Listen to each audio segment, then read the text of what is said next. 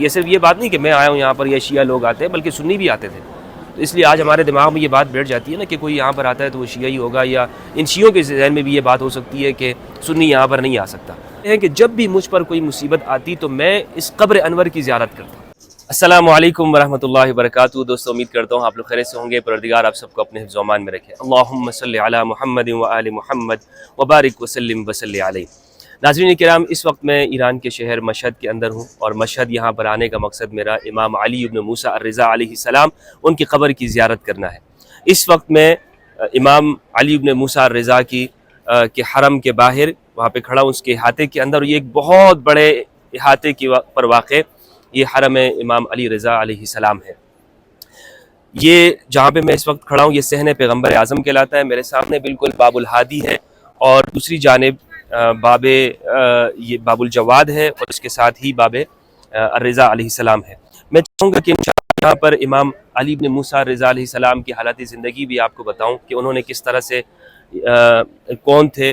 اور یہ بھی ساتھ میں آپ کو بتاتا چلوں کہ صرف شیعہ ہی اہل البیت کے مراقد پہ نہیں آتے ہیں، ان کی قبروں پر نہیں آتے، بلکہ اہل السنت والجماعت کے اکابرین سنی وہ بھی یہاں پر آیا کرتے تھے تاریخ کے اندر، اور یہاں پر آ کر وسیلہ کیا کرتے تھے.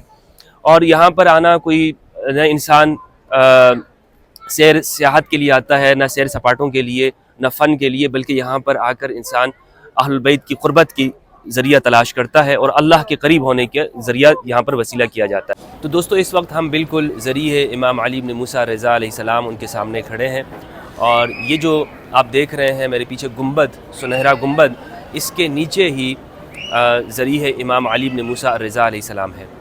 امام علی بن موسیٰ ان کا جو تعارف ہے، ان کا جو سلسلہ نسب ہے، بیٹے ہیں امام موسیٰ الکاظم علیہ السلام کے. امام موسیٰ الکاظم علیہ السلام بیٹے ہیں امام جعفر الصادق علیہ السلام کے. امام جعفر الصادق علیہ السلام بیٹے ہیں، صاحبزادے ہیں امام محمد الباقر علیہ السلام کے. امام محمد الباقر صاحبزادے ہیں امام علی بن الحسین کے، جنہیں سید سجاد بھی کہا جاتا ہے، زین العابدین بھی کہا جاتا ہے، مختلف القاب ہیں ان کے. اور امام زین العابدین علی بن الحسین بیٹے ہیں امام حسین علیہ السلام کے، سید الشہداء سبط الرسول علیہ السلام. اور امام حسین بیٹے ہیں امام علی بن ابی طالب علیہ السلام کے. تو یہ ان کا سلسلہ ذہب ہے.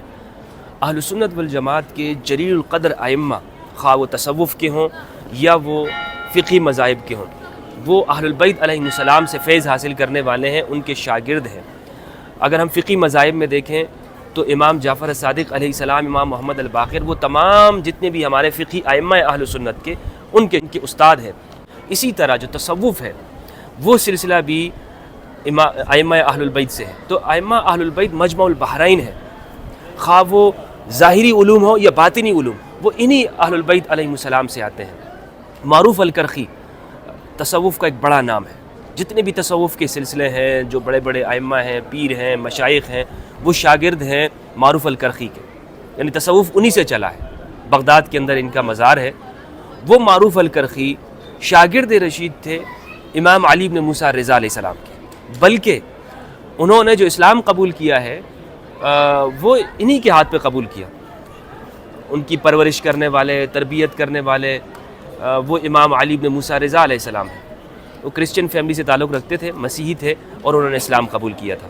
یہاں میں یہ ایک اہم بات آپ کو بتاؤں کہ یہ جو جگہ ہے مشہد کے اندر واقع، یہاں پر جہاں پہ ذریعہ امام علی رضا ہے، یہاں پہ ہارون الرشید کی بھی قبر واقع ہے. اور اہل سنت کے جلیل قدر امام ابن حبان نے الثقات کے اندر ان کے حالات زندگی لکھے ہیں، وہ میں آپ کو کچھ پڑھ کے سنانا چاہتا ہوں تاکہ آپ کو یہ معلوم ہو کہ یہاں اہل سنت کے جلیل القدر ائمہ، بزرگ اساتذہ، وہ بھی اس قبر کی زیارت کے لیے آیا کرتے تھے. یہ صرف یہ بات نہیں کہ میں آیا ہوں یہاں پر یا شیعہ لوگ آتے ہیں، بلکہ سنی بھی آتے تھے. تو اس لیے آج ہمارے دماغ میں یہ بات بیٹھ جاتی ہے نا کہ کوئی یہاں پر آتا ہے تو وہ شیعہ ہی ہوگا، یا ان شیعوں کے ذہن میں بھی یہ بات ہو سکتی ہے کہ سنی یہاں پر نہیں آ سکتا، یا سنی یہاں پر کیوں آتے ہیں وغیرہ وغیرہ. اگر ہو سکتا ہے کسی شیعہ کے دماغ میں یہ بات آ جائے تو یہ وسوسہ شیطان اگر کسی کے دماغ میں ڈالے یا خناس آئے، تو اس لیے میں آپ کو بتاتا چلوں کہ اہل سنت کے جلیل القدر جو امام ہے ابن حبان، انہوں نے کتاب لکھی ہے کتاب الثقات. ان کی وفات ہوئی ہے 345 ہجری میں. وہ کتاب الثقات کے اندر یہ بات لکھتے ہیں کہ امام علی رضا کی جو قبر ہے وہ سناباز کے اندر ہے. اس کا پرانا نام سناباز تھا اس علاقے کا، اور جو کہ نوقان کے باہر ہے. نوقان ہوگا کوئی سٹی اس زمانے میں. کہتے ہیں مشہور یزار بجنب قبر رشید، کہ مشہور قبر ہے ان کی اور ان کی زیارت کی جاتی ہے جو کہ ہارون رشید کی قبر کے ساتھ ہے. اب یہ جو گنبد ہے اس کے نیچے امام علی رضا کی قبر بھی ہے اور ہارون رشید کی بھی. ہارون رشید عباسیوں کا بڑا خلیفہ ہے لیکن وہ یہاں پہ نظر نہیں آتی ہے. ممکن ہے کہ اس کو یہاں پہ درمیان میں وہ شامل کر دیا گیا ہو، اور کہا جاتا ہے کہ وہ بالکل پیروں کی جانب ہے، امام علی رضا کے پیروں کی جانب. خلیفہ ہارون رشید جو ہے اس کی قبر بھی یہاں پر واقع ہے. تو ابن حبان لکھتے ہیں قد زرتہ مرارا کثیرتا، کہ میں نے بہت مرتبہ اس کی زیارت کی ہے. وما حلت بی شدت فی وقت مقام بطوس فزرت قبر علی ابن موسیٰ الرضا علیہ السلام فزرت قبر علی ابن موسیٰ الرضا علیہ السلام صلوات اللہ علی جدہ وعلیہ ودعوت اللہ ازالتها عنی الا استجیب لی وزالت عنی تلک الشدہ وهذا شیء جربته مرارا فوجدته كذلك اماتنا اللہ علی محبت المصطفیٰ واہل بیتہ علیہم الصلاۃ والسلام. یہ کہتے ہیں کہ جب بھی مجھ پر کوئی مصیبت آتی تو میں اس قبر انور کی زیارت کرتا. اللہ نے مجھ سے وہ مشکلات دور کر دی، اور جب بھی میرے اوپر کوئی ایسی مصیبت آئی ہے، تکلیف آئی ہے، شدت آئی ہے، تو میں اہل البیت کے مراقد پہ آتا، خصوصاً امام علی رضا کی قبر پہ آیا ہوں، اور اللہ نے مجھ سے وہ مشکلات کو دور کر دیا ہے اور مجھے ٹھیک کر دیا ہے. اللہ کے لاکھ لاکھ درود و سلام ہو محمد و آل محمد پر. اچھا، تو یہ آپ اس کا حوالہ بھی چیک کر سکتے ہیں. میں آپ کو دکھانا چاہوں گا، اسکرین کے اوپر بھی میں آپ کو دکھا دوں گا کہ ابن حبان نے اسے لکھا ہے. الغرض کہنے کا مقصد یہ ہے کہ ائمہ اہل البیت علیہم السلام وہ صرف ایک مخصوص فرقے کے نہیں ہیں. یہ نہیں ہے کہ شیعہ کہیں کہ جناب ہمارے ہیں اور یہاں پر کوئی سنی نہیں آ سکتا، یا سنی یہ نہ سمجھے کہ شیعہ کے نہیں ہیں اور یا سنی یہاں پر نہیں جا سکتا. تو یہ مختصر طور پر ان کے علوم میں سے، ان کے احوال زندگی میں سے، جو خوبصورت زندگی ان کی مختصر سا میں نے ایک قطرہ سمندر میں سے میں نے آپ کے سامنے پیش کیا ہے. اللہ سبحانہ و تعالی ہم سب کو یہ توفیق عطا فرمائے کہ ہم اپنی زندگی کو قرآن اور اہل البیت کے ساتھ منور کر دیں، بھر دیں. اپنی زندگی کے اندر ہم اہل البیت کی سیرت کو اپنا لیں. تو میں آپ کو انشاءاللہ اس کے مزید بھی اس کا مشاہدہ کروانا چاہتا ہوں، یہ دکھانا چاہتا ہوں کہ دیکھیں ہم اہل البیت کے مزارات کے اوپر آئے، اہل البیت کے پاس آئے. کوئی آپ کو دنیا کی کوئی چیزیں نہیں دکھانا چاہ رہا. آپ وزٹ کر رہے ہیں اپنی زندگی کے اندر، کوئی حرام نہیں ہے کہ آپ مختلف مقامات کے اوپر جائیں، دنیا کی چیزوں کو اس سے لطف اندوز ہوں، لیکن یہ وہ مقامات ہیں کہ جو ہمارے باطن سے تعلق رکھتے ہیں، ہماری آخرت کی زندگی سے تعلق رکھتے ہیں. یہاں دنیا کے کام بھی ہوتے ہیں. لوگ ایسے لوگ آتے ہیں کہ جن کو دائمی مرض ہوتا ہے، وہ یہاں پر آ کر شفایاب ہو جاتے ہیں. وسیلہ کرتے ہیں، یہ نہیں کہ ان کو خدا مانا جاتا ہے. یہ بھی لوگوں کے ذہن میں ایک وسوسہ آ جاتا ہے کہ وہ یہاں پر آ کر شاید کوئی شرکیات ہوتے ہیں، تو ایسا بھی کچھ نہیں ہے. تو دوستو اپنے لیے بھی دعا کیجئے، میرے لیے بھی دعا کیجئے، اور اللہ سبحانہ وتعالی ہم سب کو توفیق عطا فرمائے کہ ہم یہاں کی زیارت کر سکیں اور اپنے زندگی کو اہل بیت کے علوم سے بھر سکیں.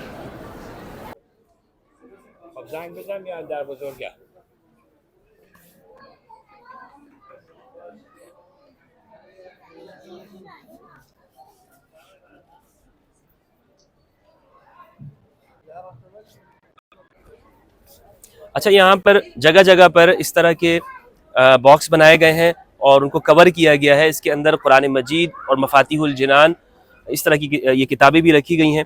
یہ جیسے مثال کے طور پر میں آپ کو دکھاؤں، یہ کور کیا گیا ہے اس کو، اور اس میں قرآن مجید ہے، اور اسی طرح یہ کتابیں ہیں کہ جو منتخب ادعیہ و زیارات، اور اسی طرح کلیات مفاتیح الجنان، تو یہ یہاں پر اس کو پڑھا جاتا ہے. اچھا، یہ قرآن جو ہے مثلاً اگر یہ قرآن ہے، یہ فارسی ترجمے کے ساتھ ہے، اور اس کا جو مطبع ہے یعنی چھاپا جو ہے، اس کے اوپر لکھا ہوا نہیں ہے یہاں پر، غالباً پیچھے طرف لکھا ہے. ہاں، یہ ایران کے اندر ہی چھپا ہے، یہ ایران کے اندر ہی لکھا ہوگا اس پہ. محل چاپ مشہد، چاپ و انتشارات آستان قدس رضوی، ٹھیک ہے. تعداد 80,000 جلد، تو 80,000 یہ فارسی کے اندر ہے. مجھے نہیں پتہ فارسی کا زیادہ مجھے علم نہیں ہے. تو یہ یعنی کہنے کا مقصد یہ یہیں ایران کا چھاپا ہے. اس کو دیکھتے ہیں کہ یہ کیا یہ واقعی وہی قرآن ہے کہ جو ہم پاکستان میں پڑھتے ہیں. یہ دیکھیں، میں فرسٹ ٹائم اس قرآن کو یعنی دیکھ رہا ہوں اور آپ کو دکھا رہا ہوں. اس سے پہلے میں نے یہاں اس قرآن کو نہیں دیکھا ہے، یعنی یہ ایران کے اندر ہی چھاپا ہے. اعوذ باللہ من الشیطان الرجیم، بسم اللہ الرحمن الرحیم. یہ ناظرین کو دکھائیے گا. الحمدللہ رب العالمین الرحمن الرحیم مالک یوم الدین ایاک نعبد و ایاک نستعین اہدنا الصراط المستقیم صراط الذین انعمت علیہم غیر المغضوب علیہم ولا الضالین. اسی طرح یہ دوسری صورت ہے، یہ بالکل نظر آ رہی ہے. اچھا سورہ نساء، بلکہ سورت آخر سے بھی دیکھتے ہیں. سورہ یوسف ہے،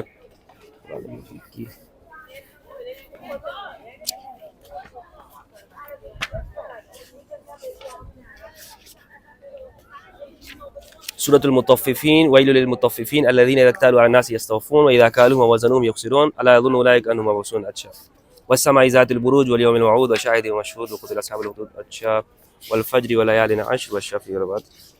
اور سورة الماعون بسم الله الرحمن الرحيم أرأيت الذي يكذب بالدين فذلك الذي يدعو اليتيم ولا يحض على طعام المسكين فويل للمصلين الذين هم عن صلاتهم ساهون. سورة الفلق ہے، سورة الناس. تو بالکل وہی قرآن مجید ہے کہ جو ہمارے ہاں ہوتا ہے.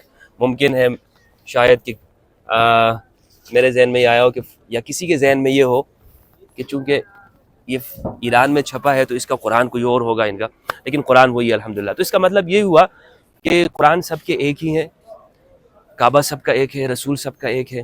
تو ہم جو سنتے ہیں نا کہ قرآن ان کا الگ ہے، تو میں یہ سمجھتا ہوں کہ اس ویڈیو کے بعد یہ جتنی میں نے اس موضوع کے اوپر ویڈیو بنا لی ہیں، اب مناظروں کی ضرورت نہیں ہے اور ایک دوسرے کے ساتھ لڑنے اور بحث و مباحثوں کی ضرورت نہیں ہے. جب قرآن پڑھتے یہی ہیں تو یہی ماننا چاہیے کہ شیعہ سنی سب کا قرآن ایک ہی ہے. دوستو یہ شفا کی جالی ہے یہاں پر، اور اس کے بارے میں یہ مشہور ہے کہ یہاں پر جو امراض کے اندر مبتلا لوگ ہوتے ہیں وہ یہاں پر آتے ہیں اور یہاں کا وسیلہ کرتے ہیں اور ان کو شفا ہوتی ہے، اور اس کے بعد پھر ان کی باقاعدہ تصدیق بھی کرائی جاتی ہے. اگر ان کو شفا ہو جاتی ہے تو پھر ان کو بلایا جاتا ہے اور حرم کی جانب سے ان کو مہمان نوازی دی جاتی ہے. اور یہاں یہ جو سامنے آپ دیکھ رہے ہیں دو دروازے ہیں، یہ دونوں دروازے یہاں پر زری کی جانب جانے کا، یعنی قبر کی طرف جانے کا رستہ ہے.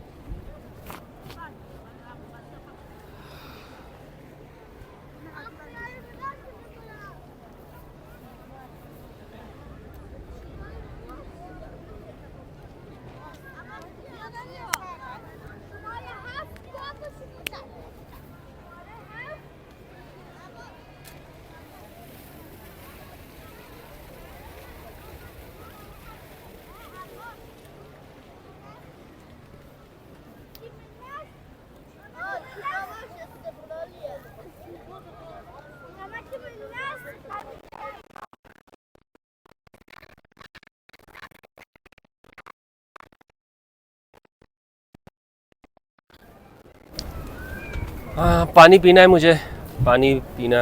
اچھا یہاں سے پانی پیتے ہیں.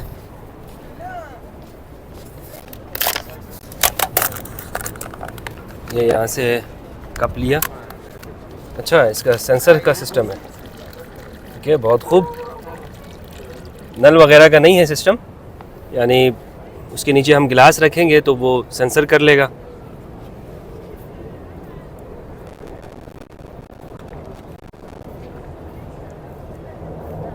الحمدللہ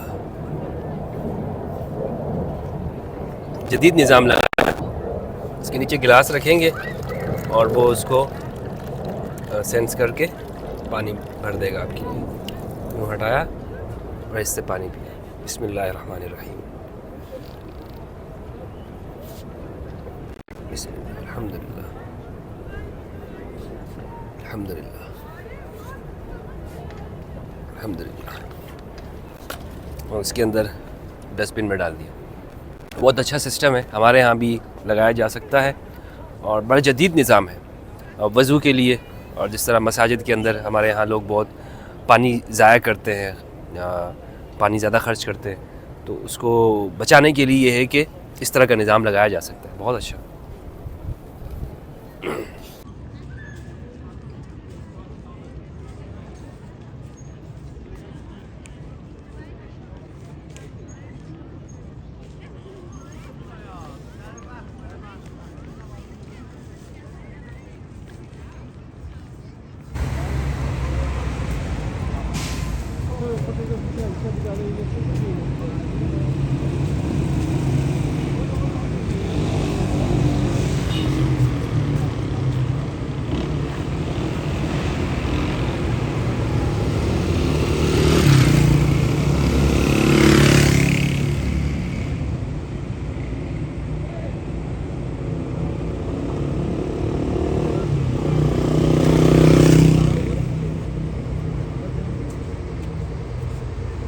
Será, será, será.